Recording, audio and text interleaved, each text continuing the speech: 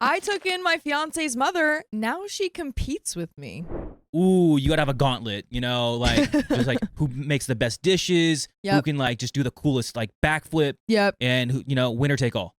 Trigger warning, there is mentions of parental abuse in this story, so if you might get triggered by that, please carry on to another story or episode. The players: me, 22 female, fiance Eddie, 25 male, mother-in-law Dana, 55 female, sister-in-law 1 Sharon, 23 female, sister-in-law 2 Carrie, 21 female, and father-in-law Eli, deceased. And then finally Bob, 35 male, our friend and tenant. Everyone write that down, take some notes. I just remember Bob.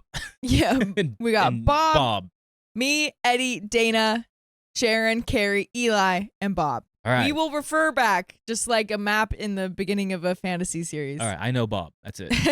By the way, this comes from Deleted, and if you want to submit your own stories, just go to the r/OKStorytime subreddit. So, long story short, I come from a very harmful background. I went no contact with my parents last year. My now fiance Eddie opened my eyes to the traumatic and helped me escape them. I was diagnosed with bipolar disorder earlier this year and am in therapy. I take antidepressants and am working on getting disability. Before I went no contact, I inherited a decent amount of money from a grandparent, which I spent on a nice house in another city away from my family. Other than my younger sister, who is still a minor, my family is not involved in my life. I met Eddie in college and have been with him for 3 years. We plan on eloping later this year. Eddie always had a strained relationship with his family, especially his sister Sharon, but I never really understood why. Sharon hated me upon meeting me due to a bad first impression, and despite living on the other side of the country and only meeting me 3 times, she obsessively trashes me whenever my name is brought up. Carrie and I got along well enough until we had a falling out, and she accused me of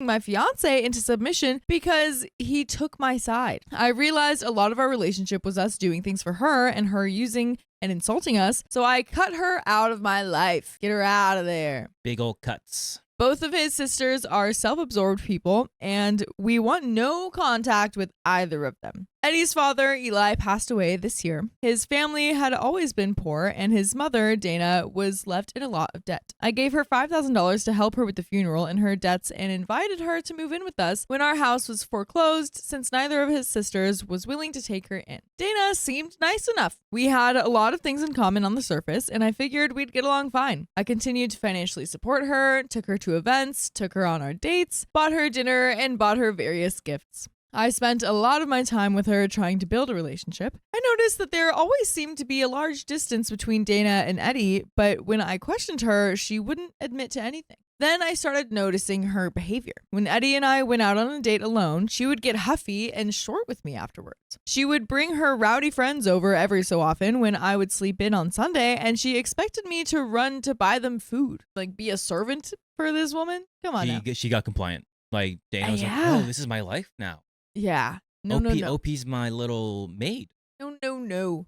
She never seemed to believe the stories about my, even though both my fiance and sister corroborated them. When we did anything together, she would obsessively try to beat me, sometimes grinding in games for days on end only to brag to me. She had to be the best at everything. Whenever I messed up, she would snipe at me and criticize me behind my back to Eddie, who told me everything. When Eddie paid more attention to me than her, she would get upset and act catty towards me. She's literally like a regular user. She needs a constant supply of attention, or she goes into withdrawal and gets petty. We each have 2 cats, and she would obsessively try to get my cats to like her better and get jealous if her cats approached me. She would always sit at the head of the table and sit me furthest away with Eddie in the middle. Whenever I asked her to clean or do anything, she would either refuse or get hostile with me. She complained about everything I did, from cooking to cleaning to my personality. At one point, I ended up in the hospital due to my bipolar disorder. We asked her not to tell anyone. Now, Dana has a very unhealthy relationship with Sharon. She literally lives vicariously through her. Of course, Eddie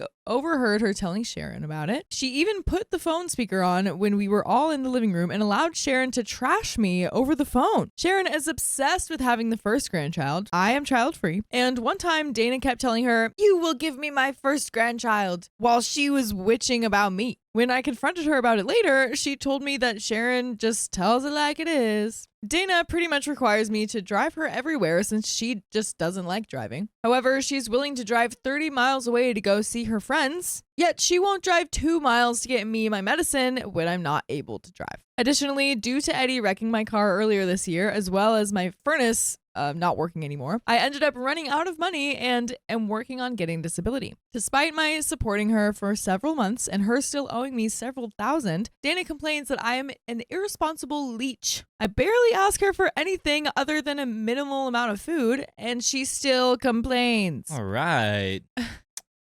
Come on. Nothing is good enough for this woman. Yeah, so nothing will please you, and everything you do is right. Yep. Cool. Great. Cool. She refused to pay me back most of the money, stating that she was saving up for bankruptcy. She has gotten close and yet blown her bankruptcy fund several times on stuff like grilling supplies and a trip out of state, yet I'm the bad guy for asking for $50 a month when she still owes me $4,000. All right, this is where we go and talk to your husband. Yes. And be like, so, your mom.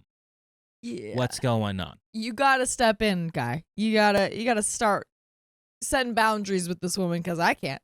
Yeah. She has started paying me as of 2 months ago, but she complains about it constantly. Probably the biggest reason I have a problem is that Dana is flat out neglectful to her cats. Their litter box is always dirty, and she rarely changes their food and water. She doesn't bother to clean their pee and throw up off the floor, especially not if I tell her to do it. She's literally a child. Really is an irresponsible child.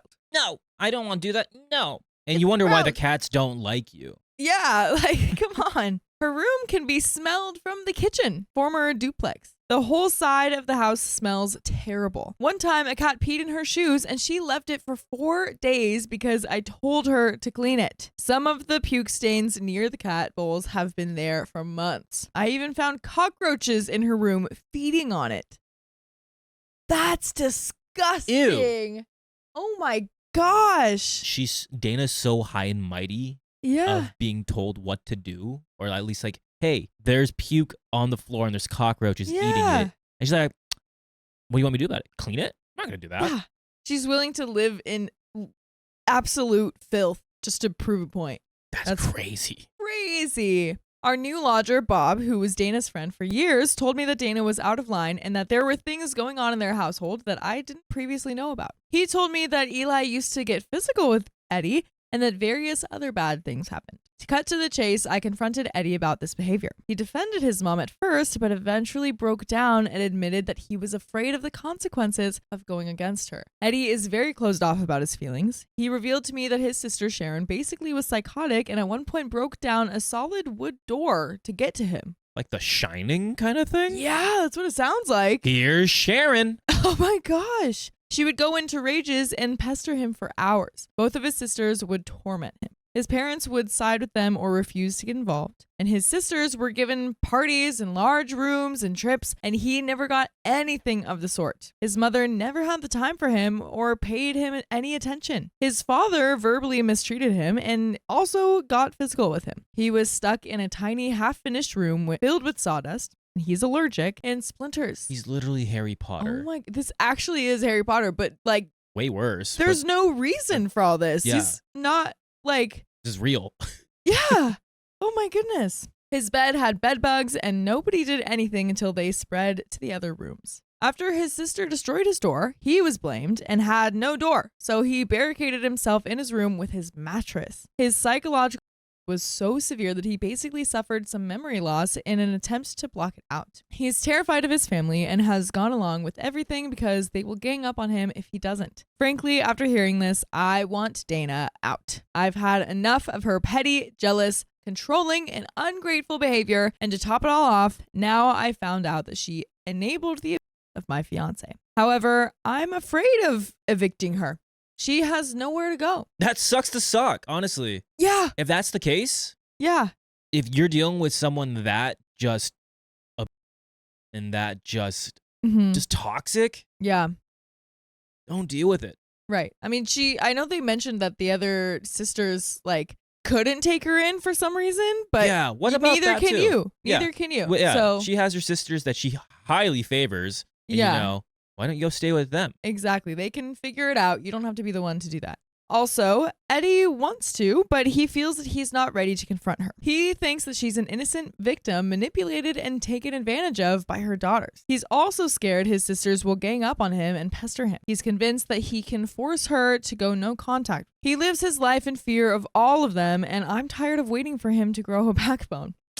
I mean, okay. Yeah. I was gonna say, give him a little bit of leeway. You gotta talk to him about it. Take him to some therapy. Yes. Because this is what his life has been. You know, right. You cannot be like, all right, now you need to stand up to your mom and your sisters. Yeah. The man had literal memory loss because he was so traumatized. That is serious stuff. Yeah, I agree. I think try to be forgiving for him as much as you can.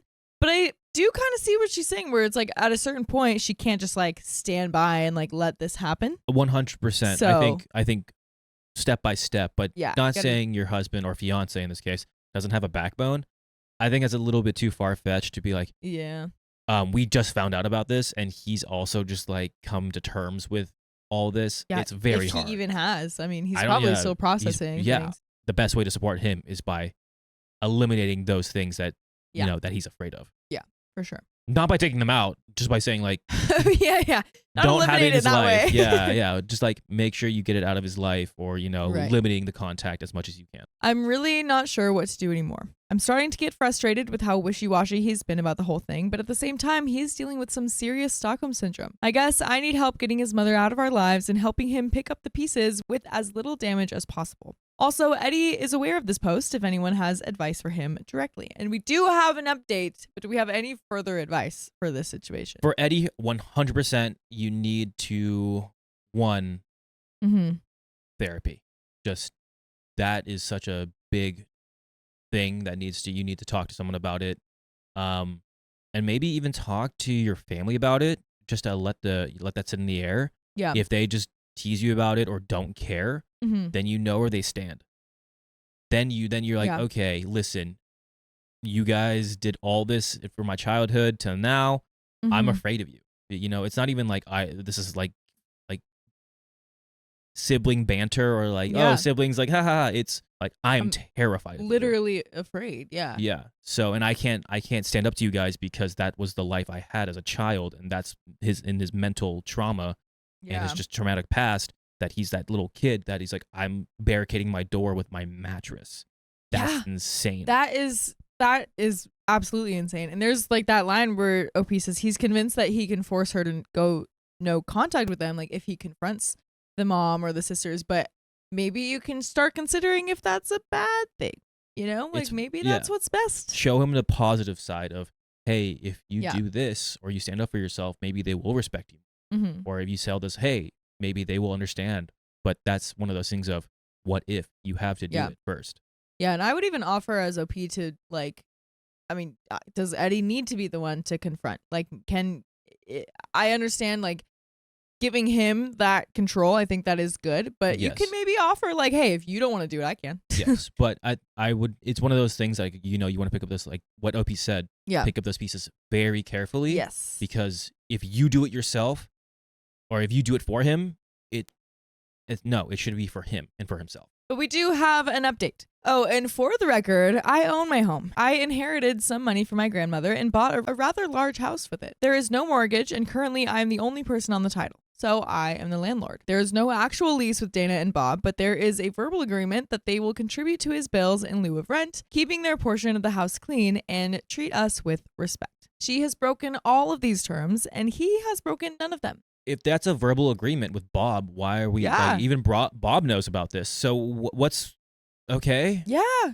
So that's grounds in itself. You have literal proof of like, hey, she's not, it's not working out. She's not doing what she said she was going to do. Long story short, Eddie and I got in an argument about Dana's behavior, and he snapped and got angrier than he's ever been with me before. I literally was fighting in my therapist's waiting room with him and felt at an all-time low. I decided to dump him when I came out of my appointment. Whoa, I was not expecting that. Me neither. Oh my gosh. When I came out to him, his head was hung low and his face was red. I informed him that I was evicting his mother later that week and he was going with her. He looked me in the eye and told me he understood and began crying. He told me he understood just how bad things were. His family had easily siphoned 5 digits worth of money off of me, including him. His car keeps needing expensive repairs, and I had taken torrents of verbal diarrhea from his sisters. He apologized for his behavior and told me that regardless of what happened to me, he was cutting all 3 of them, mother-in-law, sister-in-law, out of his life and going to therapy.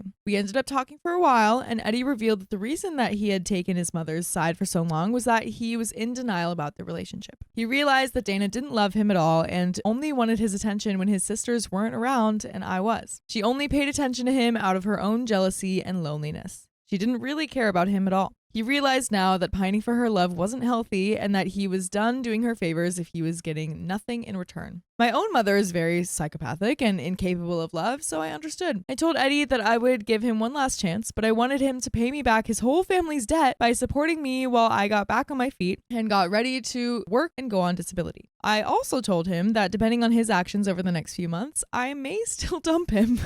I don't like that. Yeah. There's a lot to unpack there. There's a lot. Yeah. I feel for Eddie because, of course, when you're in a relationship, you can't, it's very hard to see, especially if this has been your family, your whole family, and over your whole life. 100%. And I also feel for OP too, because OP is just like, I'm tired of a round of waiting, and they've also been taking literally big chunks of money from me, and no, there's zero respect here, and I'm getting barely, a dime back. Yeah. But that's between his family and you, and he's working through things. Yeah. And I don't like the, if you do this, maybe we can still get back together, or like I still may dump you. You don't do that. I know.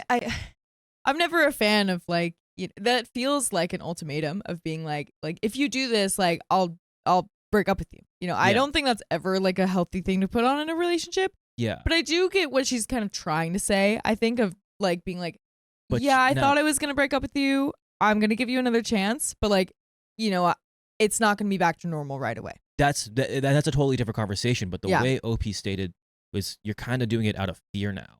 Like, if you don't do this, or if things don't really go back, if you don't really show me that you're working on it, I still may dump you. Yeah. I think that's like, you're kind of like threatening him. Right. I think there was a much better way to say that. There's a much better way of saying, hey, I care about you. I want to give this another shot. It may not be back to normal what it is and what it was, but I'm still willing to try as long as you're willing to try. Eddie was a changed man over the next few weeks. He started actively planning her eviction, taking legal steps, and working on rebuilding our relationship, including spending time with me and not on his computer. Things haven't been better in over a year. However, I'm keeping my eye on him to make sure that he doesn't revert. She was served the eviction last weekend. She went from shock to denial to angrily blaming me within 30 seconds. It was astounding. She started shooting her mouth off about how she'd done us favors helping us pay the bills. It was astounding because she still owes me thousands. I supported her and her son and another person financially for 4 to 5 months, and she uses the utilities and doesn't think that she should pay, apparently. She also called me oversensitive because the pee smell in her room wasn't that bad, and she's never actually seen cockroaches in there. And there are cockroaches in your kitchen. Maybe if you stopped leaving expired food in your fridge. Yeah, it's all just her fault. Going back to her again. Again, she is always going to be, I'm always right. Exactly. You're always wrong. Within 3 minutes of the conversation ending, we started getting bombarded by Sharon. I haven't seen that much vitriol from anyone in my whole life. Sharon sent my fiance dozens of insanely long messages detailing how she'd always hate me and all my slights against her, even though she's really only met me 3 times and only talked to me once. She emphasized how bad our home was, the way I run it, how Dana does all our chores, a lie, she doesn't even do her own, and she even went as far as to mock my cooking.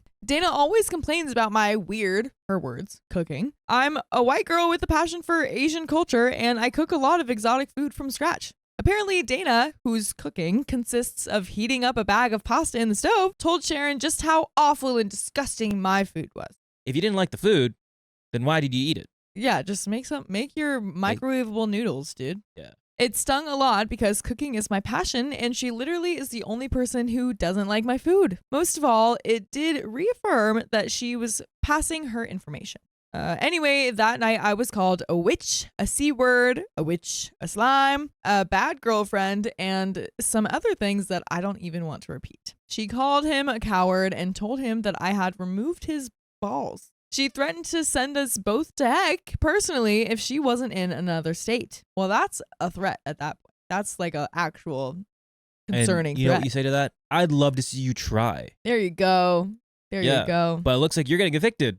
So yeah, go find a place first before you do anything else. He told her he wanted no more contact, but she persisted through text and Facebook. She even started messaging Bob about how he was a traitor and how could he do this to his poor mother. She told him to contact her, gave him her number. He has no phone and she knows this, and immediately blocked him on Facebook, his only way of contacting her. She's so stupid. I love this. Bob got involved and talked to Dana, but she pretty much was spitting vitriol about how I turned her son against her and she wasn't paying anything next month. And how could you betray me after we've been friends for so long? Nowhere did she apologize or think about her actions. If she had at least done that, I would have given her a lot more time to find a place than I did. So now we are at a point where nobody in the house other than Bob is really talking to Dana. She is completely bitter and making excuses about how she has nowhere to go and can't afford it. Apparently, she told Bob that she's decided to move across the country and live with Sharon. Sharon smartly is renting her an apartment in the same complex instead of moving her in, but considering how extremely needy, jealous, and competitive Dana is, I'm assuming she will virtually move into their space anyway and try to break them up like she did with us so that she can have Sharon to herself. She's also not coming to our wedding and is cutting us both out, so that takes care of that for us. I guess I'm here because I'm just in shock. I can't believe that Dana could be so cold to her own son. I can. She's never really seemed to care about him much. She's always jumped through fire for her daughters, but she leeches off of her son no problem. She accused him of selling out to me, and she wants nothing to do with him now. She completely ignores us both, then accuses us of shunning her to Bob. I've just been giving her space these past few days, but she still has over a month here. And I'm getting so tired of her behavior. I'm sickened by how she treats my fiance and how I've been letting her use us for a year. I guess if I need help with anything, it's how to handle her. I'm tired of constantly hearing her make accusations at us, sicking her daughters on us when we make her mad, and just being openly nasty. At least she has shown Eddie her true colors. She's also planning on bringing Sharon, who threatened us, here to help her move across the country. I do not want this crazy woman in my house. Sharon is the head manager at her workplace. I'm thinking of contacting higher ups in her company if she shows up and physically harms us, as well as the police. Sharon is completely paranoid and off kilter, so I wouldn't put it past her to harm me, and I'm wondering if the consequences at her workplace would be enough to deter her from touching me. Oh, and before I forget to mention, Carrie is in the military. Dana changed Carrie's legal address to our address behind my back last week. We told her that we would take care of it, but she went and did it anyway. Carrie has military training and has also verbally mistreated me before, and I'm not sure I want to deal with getting rid of her when she's not even here right now. I'm not quite sure what to do about it, but I figure that when Dana moves, she can change Carrie's mailing address to wherever she goes and take Carrie's things with her. But you can always take us with you. Just go to Spotify, Apple Podcasts, or iHeartRadio and search OK Storytime. You can listen to our full episodes with more stories just like this one. Take us everywhere you go. Yeah. In your eardrums. But yeah, there is a little bit more to the story, but oh my goodness. Wow. So much is happening. So. Yeah. I like that thing where you're like, okay, the Sharon's coming to help Dana get her out of the place and help her move across the country. Yeah. I don't think you need to jump to that conclusion of I need to contact her workplace because you don't want to get, meddled with all of that. Yeah. But you can film it. You can film like, hey, true. I'm recording this, or, I have I can just record this through my phone or what have you. Like, just get your stuff out. Let bygones be bygones. I just want you out. Easy. Right. Yeah. I think recording it is very smart. If she does say or try anything again, then you have actual proof. You have proof. You can record it. Great. It's in the your own home. Yeah. So what can they do? They're entering your house, getting their stuff out. You can record it. See what they do. Yeah. Or see if they steal anything, or again get any just for your own sanity. Right. In regards of Dana being cold, these are her true colors. great. Eddie, I feel like Eddie's getting a breath of fresh air, and once his mom's actually gone, it's gonna be such a weight off all of your shoulders, and he's gonna finally realize, yeah, they did the hard work. They're cutting off contact with us. Right. He didn't have to do that. He didn't have to he didn't have to have that conversation with them. They did it for him pretty much. Yeah. Yeah. So great. There is a little bit more to the story. Things with Eddie are better. We are still taking things slow, but he's planning on starting therapy soon. Oh, good. I'm just glad everything is almost over because our relationship hasn't been this good. He just seems at peace now that they won't be in his life anymore. He's confident and happy, and I am so proud of him. This will probably be my last update here unless Sharon or even Carrie, but highly unlikely, shows up and causes some sort of a scene. If I don't update, just assume everything went well and we are living in peace, free of the crazy. And I'm pretty sure so far we've got no update.